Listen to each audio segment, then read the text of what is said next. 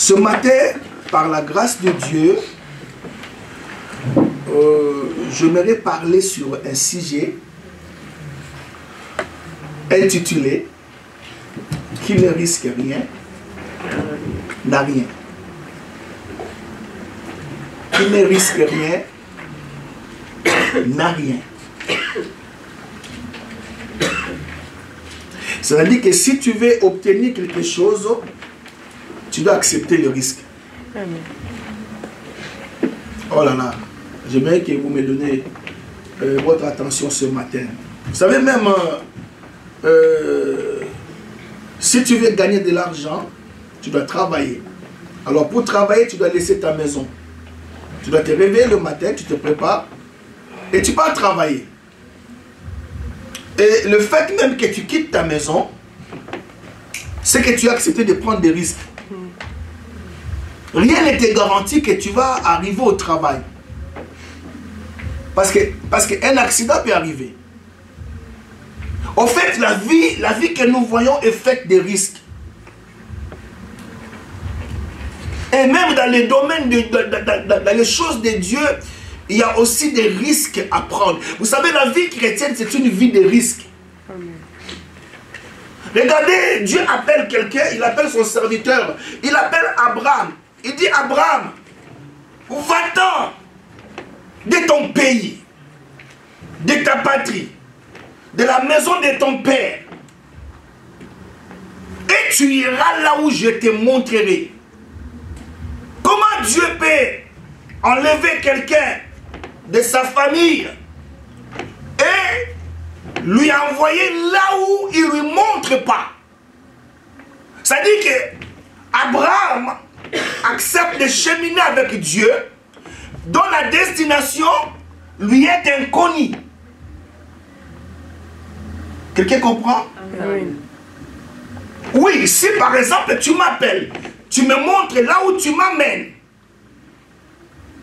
j'accepte de marcher avec toi. Donc même la vie chrétienne que nous voyons là, c'est une vie de risque. Alors, si tu ne risques rien, tu n'auras rien. Comprenez-moi, Église. Amen. Si tu veux, vous savez, il y a des choses qu'on peut obtenir. Il y a des dimensions qu'on peut atteindre qu'en acceptant de risquer, de prendre des risques. Je suis sérieux, l'Église, je vous dis la vérité. Il y a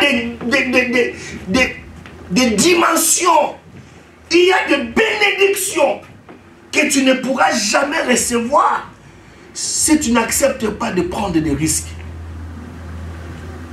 La vie est faite de risques. Même pour venir glorifier Dieu, tu quittes ta maison. Rien que le trajet entre la maison et l'église, quelque chose peut t'arriver. C'est un risque. Alors toi, tu as bravé ces risques-là. Tu as accepté de venir glorifier Dieu. Et le fait que tu as risqué, mais tu ne sortiras pas tel que tu es venu. Quelqu'un me comprend? Amen. Alors c'est quoi les risques? Écrivez ça. C'est quoi les risques? Pour ceux qui écrivent, les risques, c'est le fait d'exposer. C'est le fait de s'exposer à un danger. Le risque, c'est le fait de s'exposer à un danger dans l'espoir d'obtenir un avantage. Je reprends. Le risque, c'est le fait de s'exposer au danger dans l'espoir d'obtenir un avantage. Voilà pourquoi j'ai dit, celui qui ne veut pas de risque, il n'aura rien. Pour avoir quelque chose dans la vie, alléluia, il faut accepter les risques. Il faut risquer. Alors, nous avons des raisons auxquelles Dieu nous expose à des risques. C'est le fait de s'exposer à un danger dans l'espoir d'obtenir un avantage. Mais pourquoi alors Dieu nous expose à des risques. Pourquoi Dieu permet à son peuple, alléluia, de risquer? Pourquoi? Il y a des raisons à cela. Il y a des raisons. La première des raisons, allez, il y en a plusieurs, mais j'ai sélectionné quelques-unes. La première des raisons, écrivez cela, c'est important. Pourquoi Dieu nous expose à des dangers? Pourquoi Dieu permet que nous puissions risquer nos vies? La première des raisons, écrivez ça, c'est important. Parce que la destinée de Dieu ne s'accomplira jamais automatiquement dans ta vie. Quelqu'un me suit? Amen. Je reprends. Alléluia. Dieu permet que nous puissions prendre des risques parce que la destinée, déjà la Bible dit que vos destinées sont entre mes mains. Notre destinée, alléluia, se trouve dans la main de l'Éternel. Mais ne faut jamais s'imaginer ce que Dieu a prévu de meilleur pour toi, ça s'accomplira automatiquement. Ça dit que oui, Dieu a dit que non, je serai une grande dame. Oui, il a dit.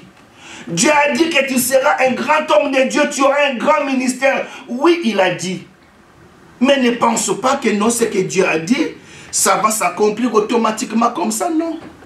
Je vous dis la vérité. Il y a des risques à prendre. Pour que tu puisses atteindre ta destinée, il y a des choses auxquelles tu dois faire. Il ne faut jamais t'imaginer que non, tu viens à l'église, tu t'assois du 1er au 30, tu t'assois du janvier au mois de décembre et tu attends que ta destinée s'accomplisse. Là, tu te trompes, je vous dis la vérité, tu te trompes. Si cela était vrai que la destinée s'accomplit automatiquement, mais la vie de beaucoup de gens va changer. Depuis que tu es chrétien, qu'est-ce qui a changé dans ta vie? Pourquoi continues-tu à faire du surplace? Qui a menti? Est-ce que c'est toi ou Dieu? Qui a menti? Je dis bien, pourquoi tu continues à faire du surplace? Pourquoi rien ne change dans ta vie? Parce que toi, tu crois que ta destinée va s'accomplir facilement. Vous savez, écrivez ça, écrivez ça. Écrivez. Tout ce que le monde spirituel a à nous donner demande un prix à payer. Amen. Comment? Écrivez ça.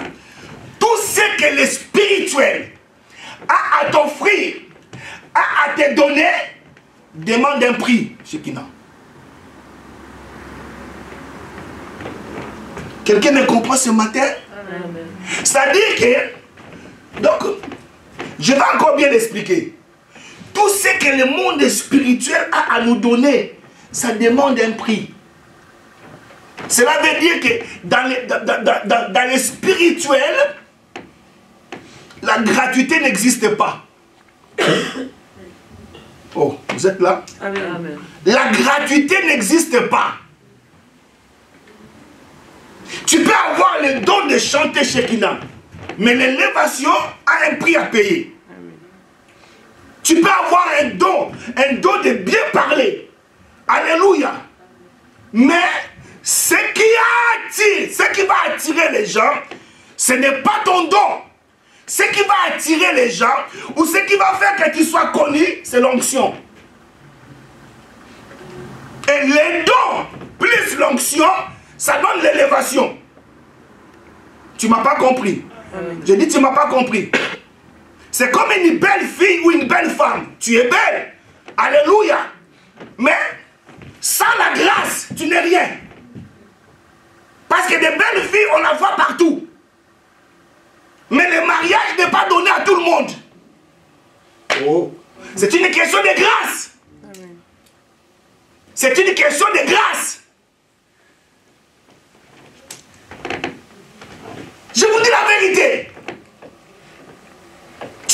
l'élévation, il y a un prix. Même le diable a proposé à Jésus. Il dit, si tu m'adores, ça dit que si tu acceptes de me servir, si tu acceptes de t'asseoir sur une même table que moi, je te donnerai ce royaume et sa gloire. Car elle m'a été donnée et je la donne à qui je veux. Il n'y a pas de gratuité.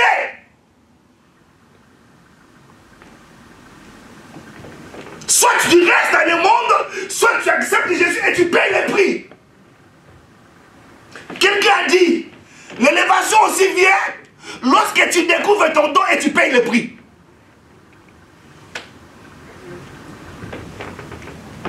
Vous me suivez ce matin? Amen. Donc, la destinée d'une personne ne s'accomplira pas automatiquement comme ça, ou au hasard, non. Non. Je prends un exemple de quelqu'un dans la Bible qu'on appelle Mardoché. Mardoché, lorsque Dieu l'a appelé, dans la pensée de Dieu, vous savez, quand Dieu t'appelle,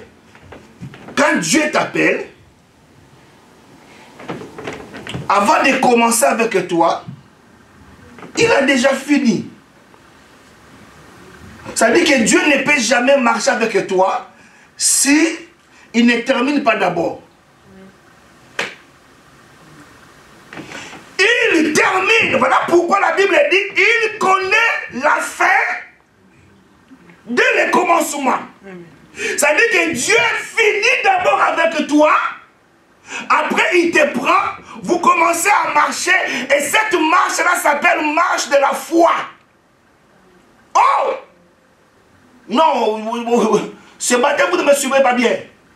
J'ai dit Dieu. Alléluia. Avant de marcher avec toi, il termine d'abord. Après, il te rejoint, il te prend. Et vous commencez à marcher. Et cette marche-là s'appelle la marche par la foi. C'est-à-dire que lorsque donc, tu marches en lui faisant, my God, tu marches en lui faisant confiance. Amen. Alléluia. Amen. Alors, je vous parle d'un homme qu'on appelle Mardoché. Mardoché, lorsque Dieu l'a envoyé dans le monde, Dieu l'a destiné. Dieu l'a destiné à être premier ministre. Suivez-moi très bien, Église. Chacun de nous a une destinée. Mais croire que cette destinée s'accomplira automatiquement, c'est faux. C'est faux. Alors Mardoché, il s'est contenté, alléluia, pour gagner son pain. Vous savez ce qu'il faisait? Quel était son travail?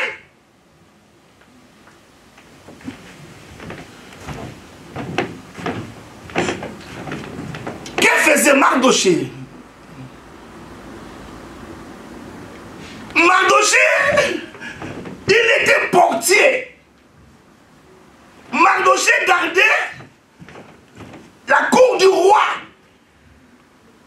Ce que vous appelez aujourd'hui, alléluia, sentinelle ou vigile. Mais dans la pensée de Dieu, dans la pensée d'Élohim, il n'a pas prévu que cet homme finisse comme ça. Vous savez, alléluia, ce qui dérange parfois Dieu, c'est que nous ne sommes pas là où Dieu nous attend. Quelqu'un me comprend? Amen. J'ai dit, quelqu'un me comprend? Amen. Mardoché, il reste, alléluia, en train de surveiller la cour du roi. Mais il n'était pas destiné de finir sa vie là. Mesdames, mais Mardoché s'est contenté à rester là. Vous savez, pour que Dieu puisse nous bouger, Dieu permet la persécution. Je rate quelqu'un. C'est-à-dire que, vous savez,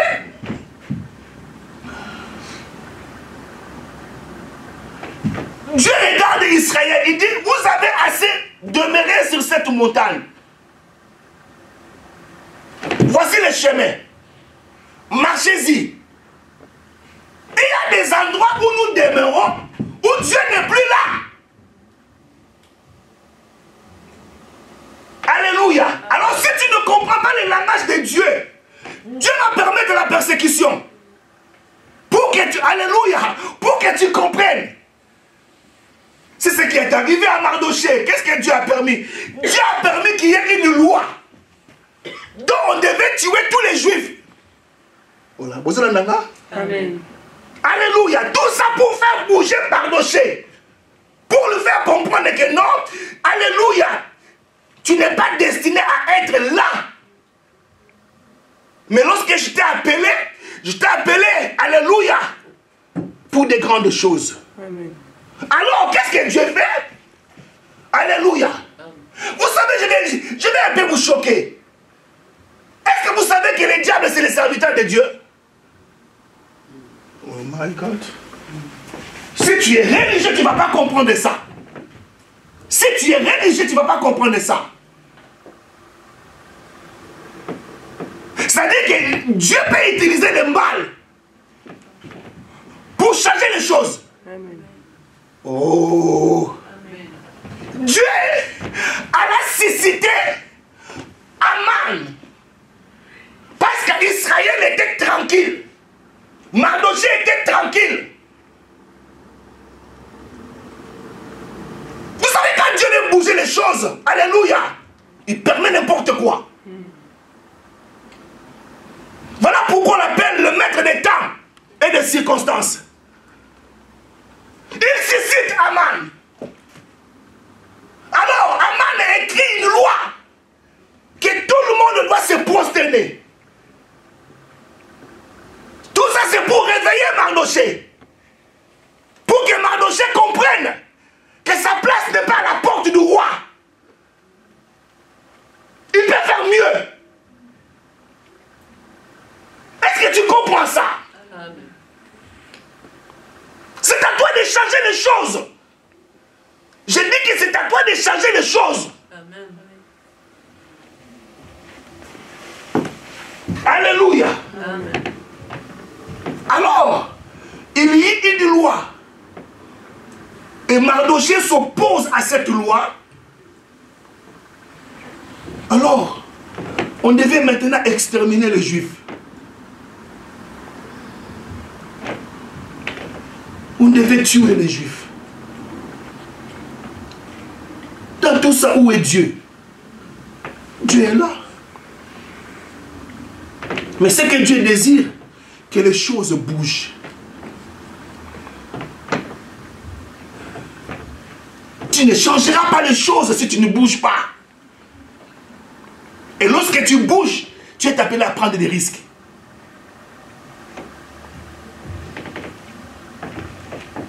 Alors j'aime ça. Mardochée s'éleva. Il prit un sac. Il commence à prier et à gêner. Il alla trouver sa nièce Esther. Il dit, Esther, fais quelque chose. Fais quelque chose. Fais quelque chose. Fais quelque chose. Si tu ne fais rien. Vous savez, à toi seul, tu peux changer l'histoire de ta famille. Amen. On l'a bien dit. À toi seul, tu peux changer l'histoire de ta famille. Ça dit que tu peux briser les lois établies de ta famille. Tu ne me comprends pas bien. Hein? Quand je parle de lois établies, alléluia, il y a des familles où on ne se marie pas. Mais toi, tu peux briser cette loi-là. Ah oui, à partir de toi, tu brises ces choses.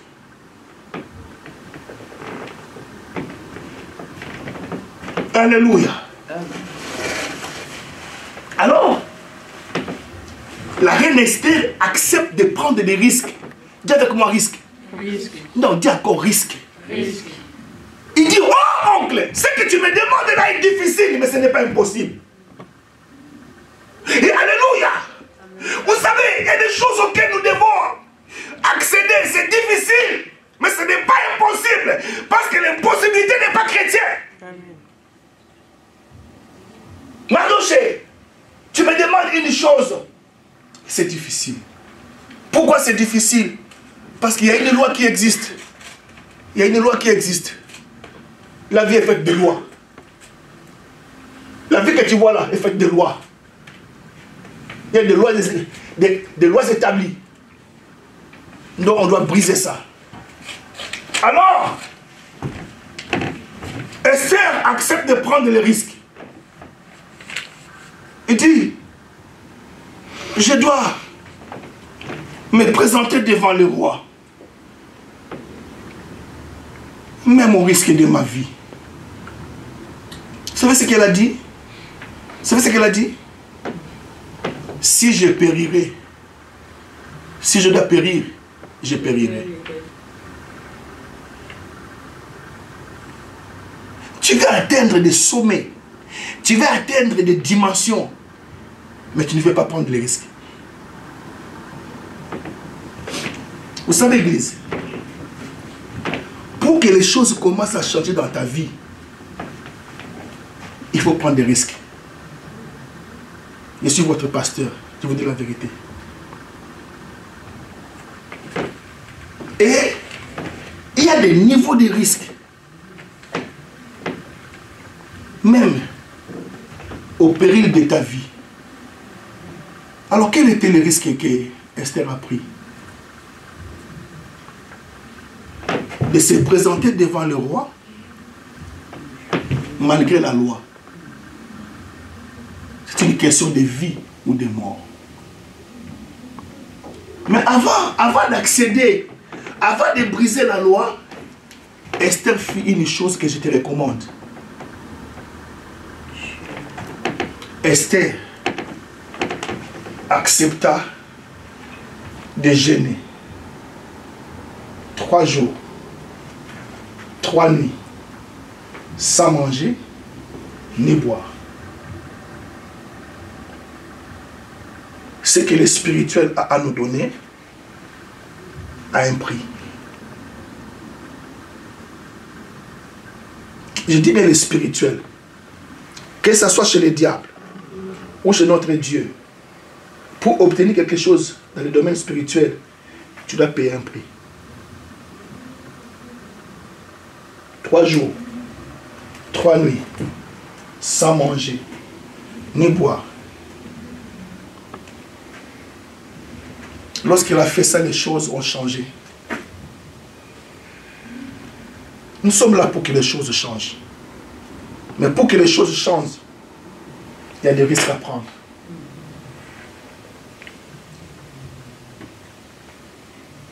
J'ai dit qu'il y a des risques à prendre. Amen. Quand la Bible dit ce n'est ni par la force, ni par la puissance, mais c'est par l'onction du Saint-Esprit. Si tu veux atteindre ta destinée, il y a des risques à prendre. Alors la Bible dit que Esther trouva grâce auprès du roi. Elle trouva grâce auprès du roi. Et les choses ont changé. Au point que Mardoché, alléluia, il a accédé au poste que Dieu a prévu pour lui de premier ministre. C'est en prenant des risques. Vous savez, la Bible dit que celui qui veut garder sa vie la perdra. Mais celui qui la perdra à cause de moi la retrouvera. Non, vous l'avez bien dit. Vous l'avez bien dit. Vous savez, pour obtenir, alléluia, des choses auprès de Dieu, tu dois accepter aussi de perdre certaines choses. Celui qui veut garder sa vie la perdra.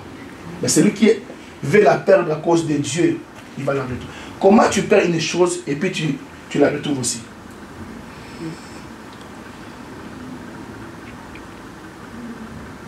Le diable est un menteur. C'est en perdant le monde qu'on va gagner le ciel. Amen. Dis à quelqu'un, il y a des risques à prendre. Il y a des risques à prendre. Dis-le encore, qui ne risque rien n'a rien. Qui ne risque rien n'a rien. Alors, deuxième des raisons.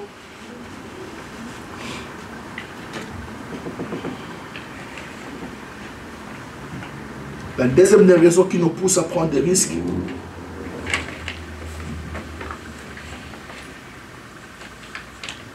Il ne faut jamais attendre l'accomplissement de la prophétie d'une façon passive. Il ne faut jamais attendre ce que Dieu t'a dit, son accomplissement, à ne rien faire. Est-ce que vous me suivez ce matin? Amen. Oui, Dieu a prophétisé sur ta vie. Mais il ne faut jamais attendre l'accomplissement de la parole de Dieu dans ta vie d'une façon passive. C'est quoi être passif?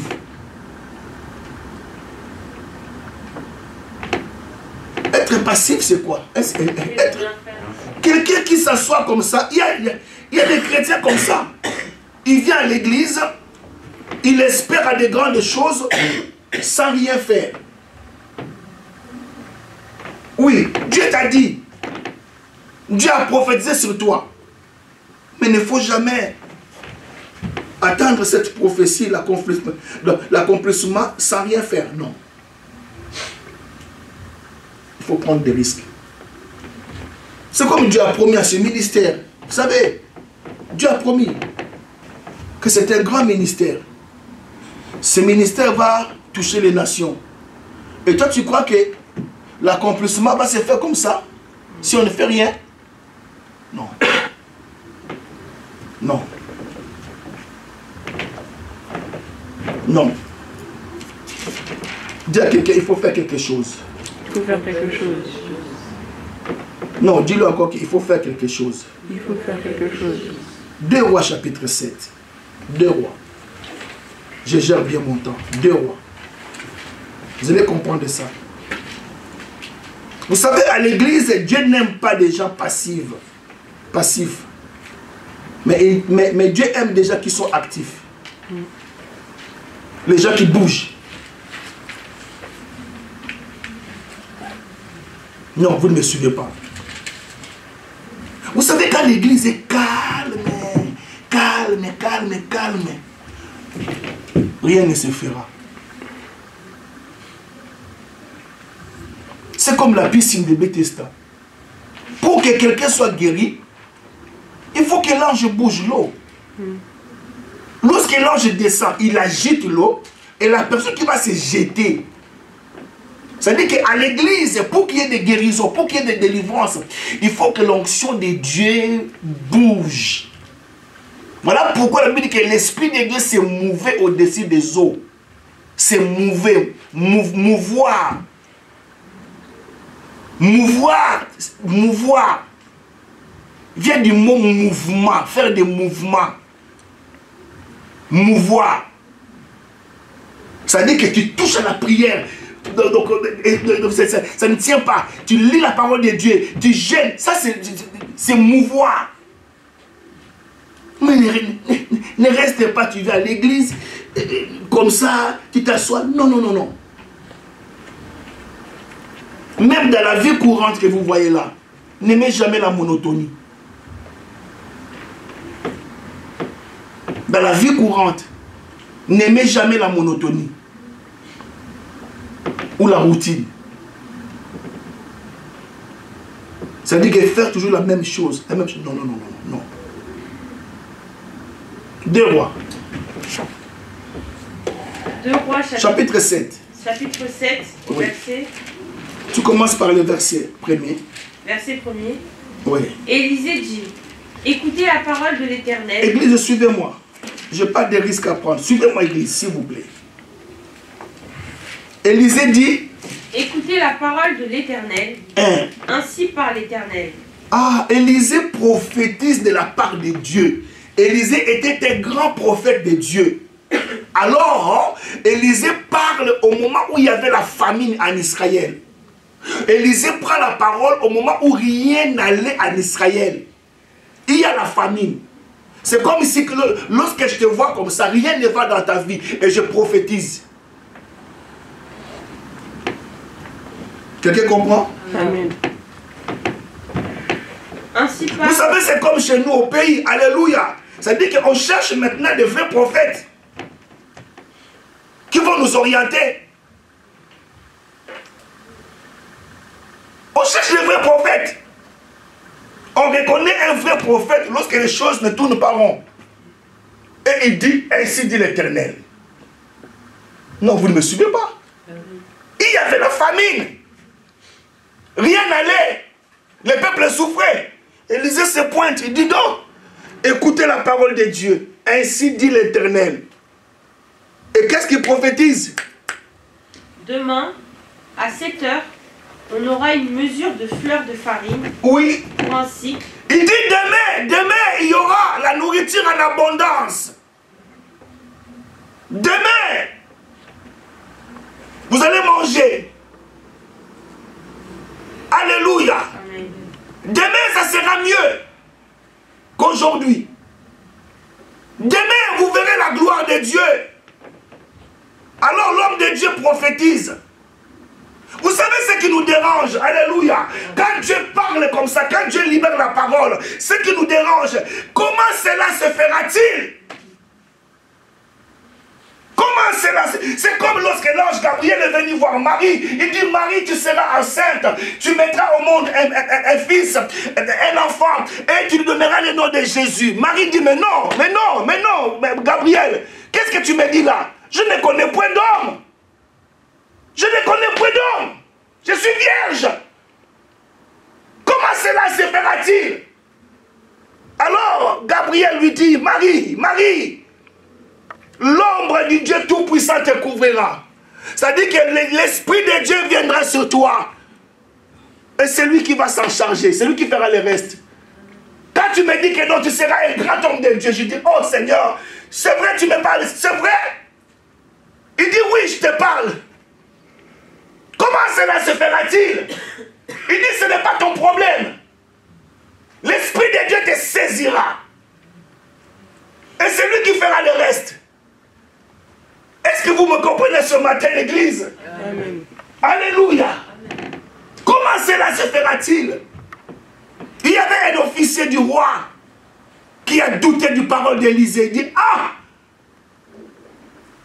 c'est comme je vous parle ici, je dis que non, ça c'est un grand ministère. Amen. Vous avez du mal à croire parce que, alléluia, à cause de vos 5 sens. Vous avez du mal à croire, alléluia, parce que vous ne voyez pas des gens. Mais moi, je libère la parole. Élisée dit, demain, il y aura de la nourriture. Alors, il y avait un officier du roi, il dit, ah, même si l'Éternel ouvrait, alléluia, des fenêtres au ciel pour répandre la nourriture, une telle chose n'arrivera jamais. Église, ne dis jamais, jamais. Amen. Dans tes vocabulaires, il faut bannir le mot jamais. Si tu veux marcher avec Dieu, enlève le mot jamais dans ta vie. Jamais je ne me marierai. Jamais je réussirai. Longo lango. Car jamais n'est pas jamais. Amen. Non, je vous dis que nous prions un grand Dieu. Nous prions. Enlève le mot jamais. Vous savez, l'impossible n'est pas chrétien. Bon, là, on va bien être. Hein? Ce n'est pas à cause de ce que tu as vécu, ce n'est pas à cause de tes souffrances que tu dois limiter la grandeur et la puissance de ces dieux-là. Jamais. L'officier dit, jamais une telle chose arrivera. Alors l'homme de Dieu lui dit, tu le verras de tes propres yeux, mais tu n'en mangeras pas, car tu mourras. Tu le verras. Fais attention quand Dieu dit, ne doutez point. Nous devons croire. Amen. Le comment n'est pas notre problème. J'ai dit, le comment, sœur Adrienne, n'est pas notre problème. Oh mon Dieu. Alléluia. Alléluia. Amen. Alors, la façon dont Dieu a ramené la nourriture en Israël, vous savez, la Bible dit que les voies de Dieu sont insondables.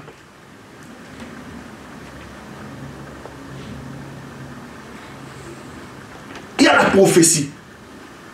Mais pour que la prophétie s'accomplisse, la façon dont Dieu va agir, ça nous dépasse.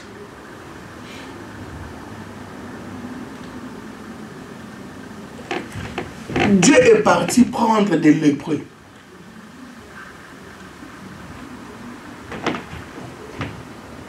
Vous êtes encore là? Amen. Ou je vous ai perdu? Ou vous êtes fatigué? Oh.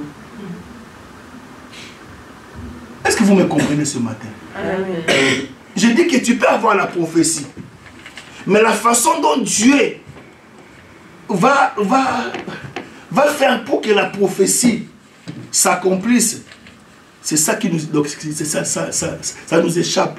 Parce que pour l'accomplissement de la prophétie, Dieu va aller chercher des lépreux. Dieu a comment les lépreux? Les lépreux. Dieu a quoi les lépreux? Lépreux. Or, un lépreux, c'est quelqu'un qui vit en dehors de la société. Un lépreux, on ne peut pas le toucher. Mais Dieu, il va aller utiliser des lépreux. Voilà pourquoi la Bible dit que Dieu prend des choses viles de ce monde pour confondre les sages. Amen. Ah là là. Est-ce que vous comprenez ça, l'église? Amen. Est-ce que l'église comprend ça? Amen. Alors écoutez ce que les lépreux disent. Parce que les lépreux, ils ont accepté de prendre les risques. Ça, j'aime ça. Lisez-moi ça. Verset 3. Il y avait à l'entrée de la porte 4 lépreux qui se dirent l'un à l'autre. Quoi? Resterons-nous ici jusqu'à ce que nous mourions? Si nous songeons à entrer dans la ville, la famine est dans la ville, Église, et nous y mourrons. aussi longtemps que tu n'acceptes pas de prendre des risques, tu n'auras rien. Le 4 lépreux. Écoutez ce qu'ils disent. Il dit, parce qu'ils étaient en quarantaine, il dit, si nous entrons dans la ville, il y a la famine, on va mourir. Et si nous allons chez les Syriens, là où il y a la nourriture, ils vont nous tuer. Que devons-nous faire alors? Que devons-nous faire? Rester ici, c'est la mort. Entrer en ville, c'est la mort. Aller chez les Syriens, c'est la mort. Il dit non. Mais ils vont aller chez les Syriens. Dis avec mon risque. Risque. Ah, dis encore risque. Risque.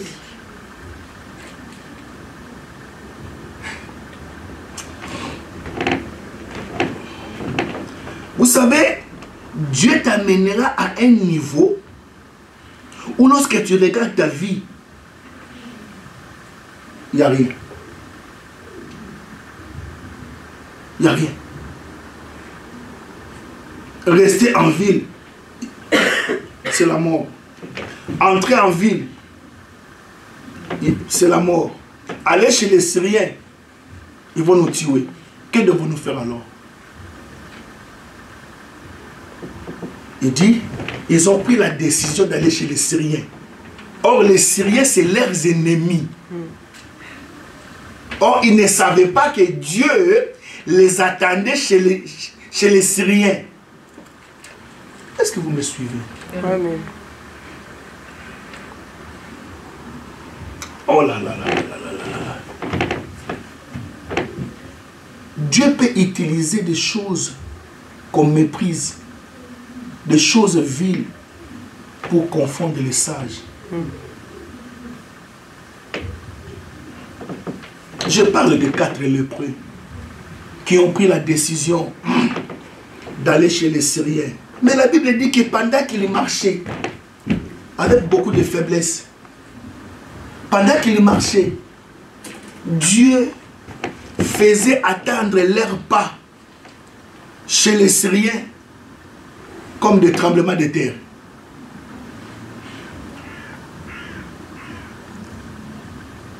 Vous avez compris? Amen. Vous avez compris? Amen. Pendant que les lépreux allaient chez les Syriens, quand ils mettaient leurs pas comme ça, les Syriens attendaient le bruit des chars. Ah, Nzambe. Aïe, aïe, aïe, aïe, aïe, aïe.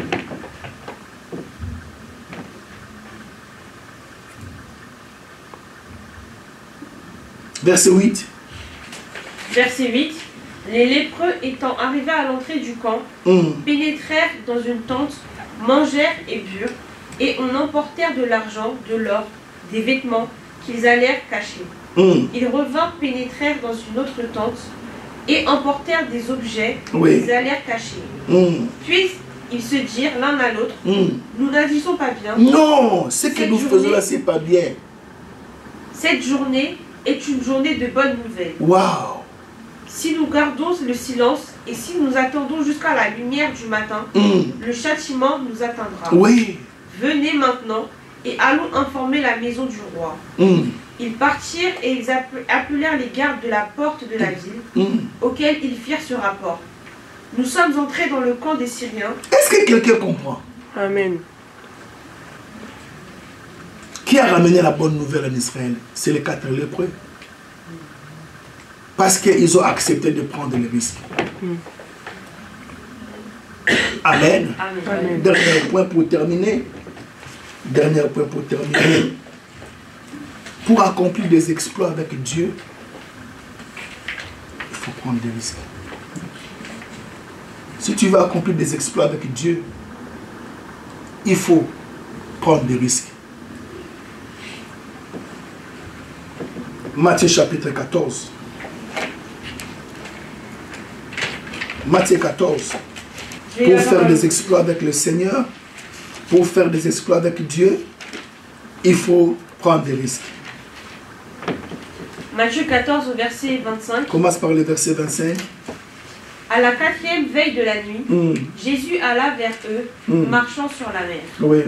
Quand les disciples le virent, J'ai marcher dit, sur la mer, pour faire des exploits, il faut accepter le risque. Quelqu'un me suit? Amen. Est-ce que vous me comprenez ce matin? Amen. Oui. Quand les disciples virent marcher sur la mer, ils furent troublés et dirent, c'est un fantôme. Le problème de l'église aujourd'hui, on a limité Dieu à un point que tout ce qui est grand, c'est diabolique. Je réponds. Je réponds. On doit se dire qu'on a réduit Dieu, ou on a limité notre Dieu par rapport à tout ce qui est grand. C'est le diable. Quand tu vois quelqu'un touche de grosses sommes d'argent, c'est un occultiste. Et de telles pensées, ne crois pas que Dieu va se manifester en toi. Regarde l'exploit que les disciples voient. Ils voient Jésus marcher sur les eaux. Directement, il dit c'est le diable. Il dit c'est un fantôme. Alors Jésus dit, rassurez-vous, c'est moi. Dis à quelqu'un, c'est moi, c'est moi. C'est bon.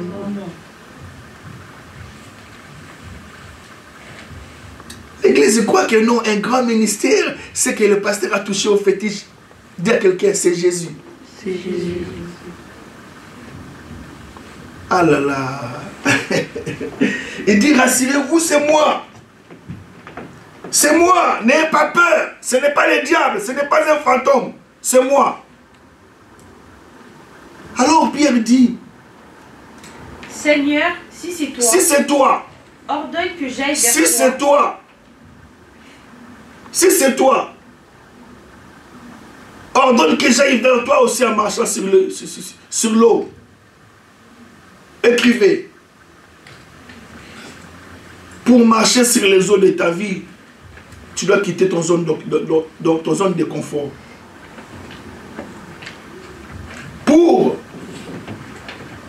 écrivez ça. Pour marcher sur les eaux de ta vie, tu dois quitter ta zone de confort. Écrivez ça, écrivez ça.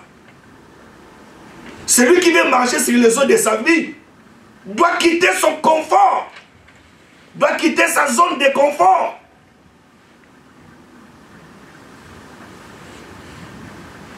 Quelqu'un me suit? Amen. La Bible dit qu'avec Dieu nous ferons des exploits. Si nous marchons réellement avec Dieu, nous devons faire des exploits. Mais si nous ne faisons pas des exploits, parce que nous restons dans notre zone de confort, on ne veut pas prendre des risques. Et dans le cas des disciples, la zone de confort était la barque. Ils étaient là assis, en train de voir Jésus sur l'eau. Est-ce qu'il y a des gens qui désirent faire des exploits? Amen. Tout ce qui est exploit, ça sort de l'ordinaire. Tout ce qui sort de l'ordinaire, alléluia, c'est des exploits. C'est extraordinaire. Alors Dieu nous a appelés à faire des exploits. Amen. Mais si tu veux faire des exploits, quitte ta zone de confort. Il y a plusieurs zones de confort. Par exemple, alléluia, il y a d'autres dimensions où parfois il faut accepter la solitude. Il y a d'autres dimensions, parfois il faut se priver de la nourriture. Il y a d'autres dimensions où parfois il faut se priver du sommeil. Ça, c'est quitter la zone de confort. Est-ce que l'esprit parle à quelqu'un? Amen. Vous savez, pour savoir que le bébé aiglon a grandi, qu'est-ce que sa mère fait? Oh mon Dieu, suivez-moi s'il vous plaît, suivez-moi. Le même nid que sa mère a construit, alléluia, pour savoir, pour comprendre que non, l'aiglon a grandi, sa mère va aller prendre des épines et mettre dans le nid. C'est-à-dire qu'il rend le nid inconfort pour que le bébé aiglon quitte le nid. Parfois, c'est ce que Dieu aussi nous fait. Il permet une situation très difficile d'arriver pour que tu quittes ta zone de confort.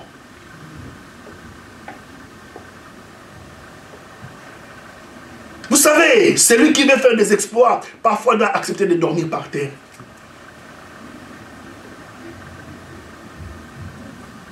À moins que tu n'attendes rien. Je ne sais pas si l'esprit parle à quelqu'un ce matin. Amen. Tu dois quitter ta zone de confort. La zone de confort peut être aussi ta famille. Oui.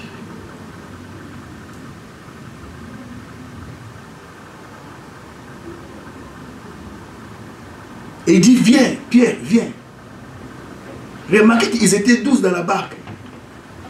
Ils étaient 12 dans la barque, y compris Judas Iscariote. Mais celui qui a fait des exploits, c'est celui qui a quitté la barque. Dis à quelqu'un, quitte ta barque. Quitte ta barque. Dis-lui, quitte ta barque. Quitte ta barque. Vous savez ce qui m'édifie dans cette histoire, lorsque Pierre a accepté de quitter la barque, lorsqu'il a mis son pied dans l'eau, il ne s'est pas enfoncé. Parce qu'il y a quelque chose qui le soutenait. La Bible dit qu'il soutient toutes choses par sa parole puissante.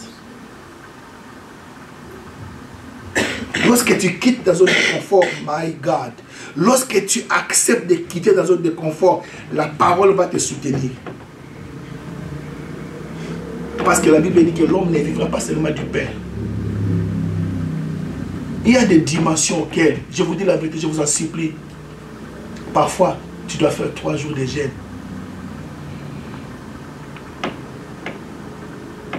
Sans manger ni boire. Comme l'a fait Esther. N'aie pas peur. La parole va te soutenir. N'aie pas peur.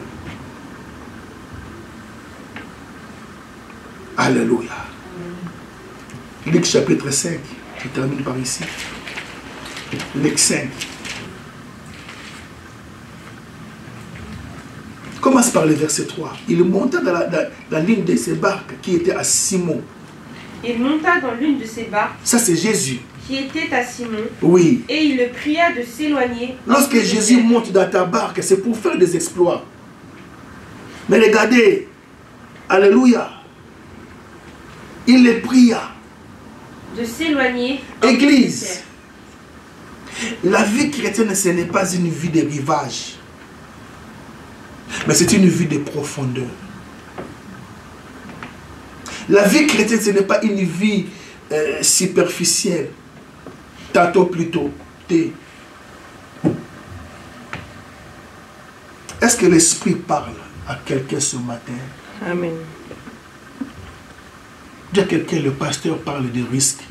Le pasteur parle de risque. Nous sommes encore au mois de mars. L'Église est appelée à prendre des risques. Tous les mois de mars, nous serons en prière.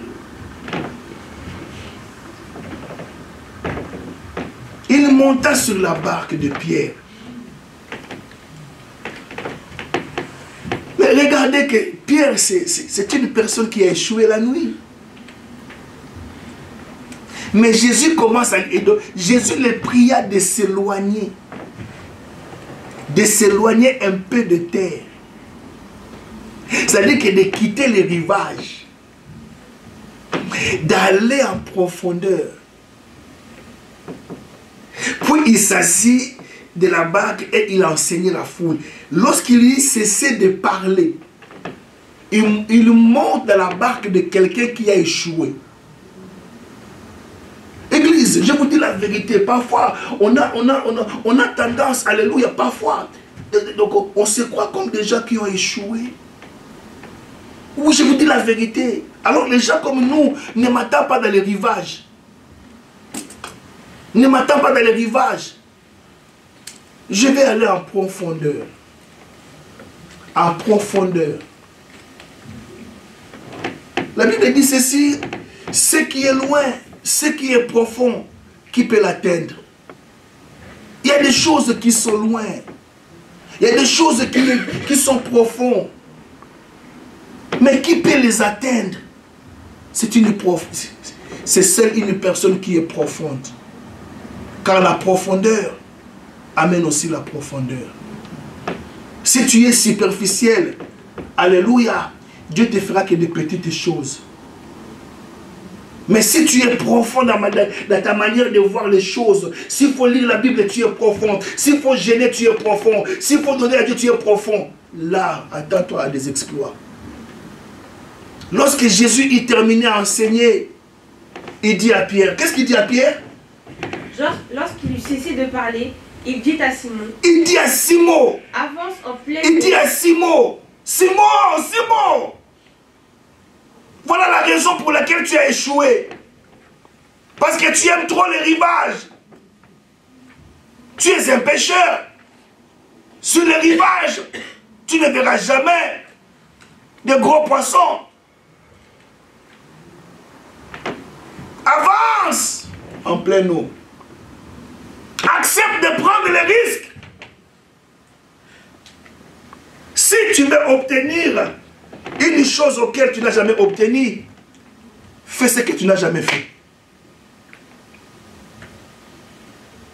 Je reprends. Si tu veux obtenir ce dont tu n'as jamais reçu dans ta vie, fais ce que tu n'as jamais fait.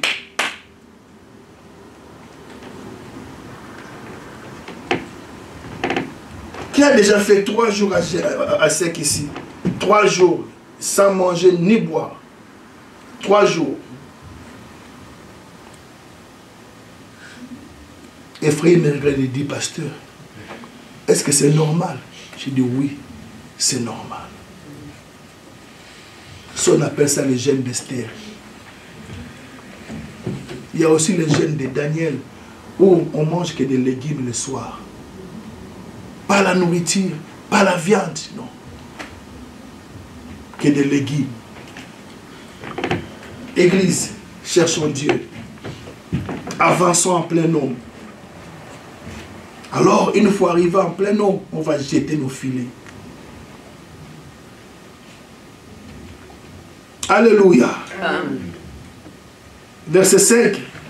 Simon lui répondit. Oui. Maître, nous avons travaillé toute la nuit. Toute la nuit. Sans rien prendre. Maître, on a travaillé 2020, 2022, 2023. 2024. Et maintenant c'est 2025. Il n'y a rien. Il n'y a rien. On n'a rien appris.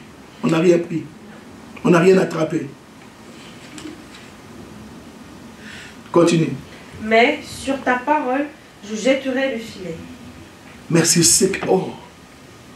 Vous voyez que Dieu soutient toutes choses par sa parole. Amen. Fais ce que Dieu te dit de faire. Je sais que pendant que je parle là, tu as beaucoup de choses, tu as beaucoup de projets. Mais Dieu te demande de prendre des risques.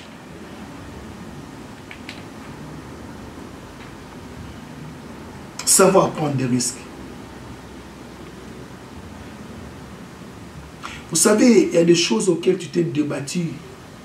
Mais lorsque tu vas prendre des risques, Dieu va te ramener des choses là, auprès de toi.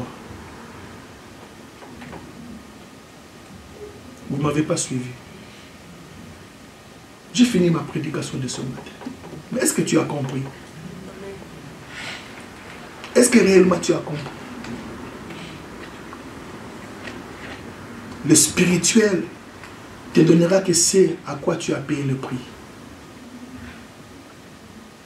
Il n'y a pas de gratuité dans les choses de Dieu.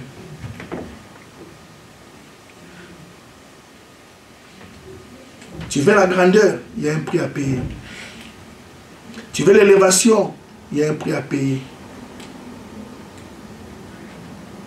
Lorsque tu entres dans le supermarché, tous les articles, il y a des étiquettes, non? Hein? Pourquoi ils mettent les étiquettes? Pour payer. Hein? Pour payer. Pour payer, c'est-à-dire que c'est pour te dire qu'il y a une transaction. Tu donnes l'argent, tu prends le produit. Il n'y a pas de gratuité. Allez demander à maman Anne, la mère de Samuel.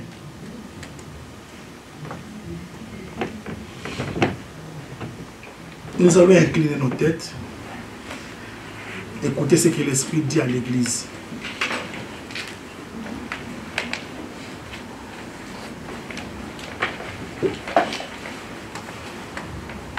Tu vas prier dans ce sens pour dire à Dieu, Seigneur, j'accepte de prendre des risques dans l'espoir d'obtenir, Seigneur, ce qui est pour moi un avantage. Qui ne risque rien n'a rien, Église.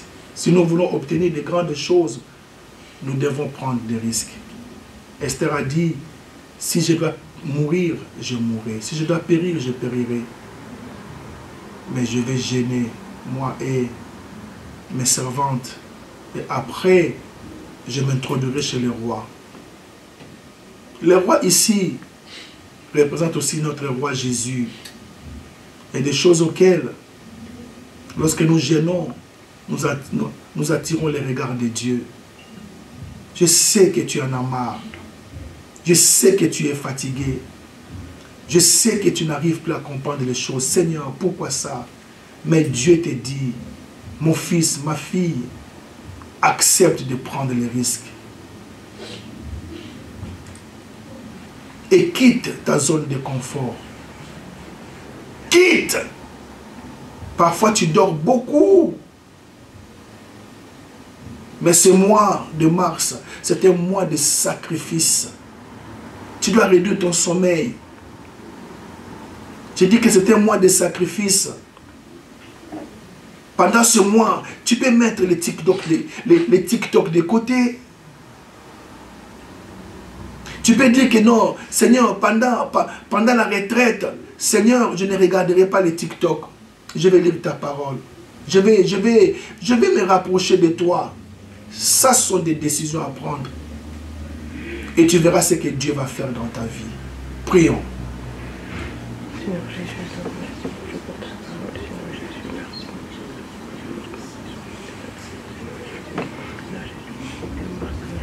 Prie dans ce sens.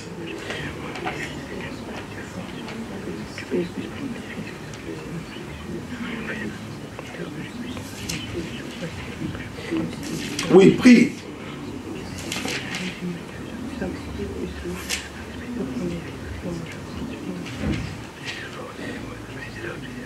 Oh Seigneur.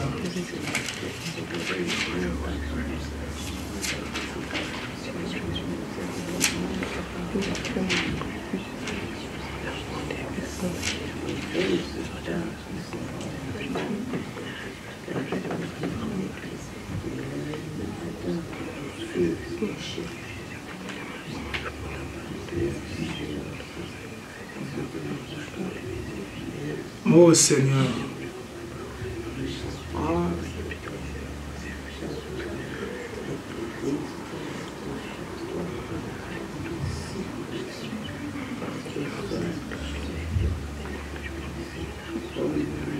Merci Jésus.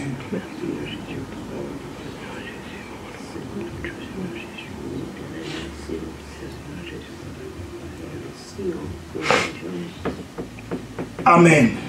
Amen. Est-ce qu'on peut acclamer le Seigneur? Est-ce que quelqu'un a compris ce que le Seigneur voulait nous parler ce matin? Amen. Dis à quelqu'un, dis, il faut prendre des risques dans la vie. Il faut prendre des risques dans la vie.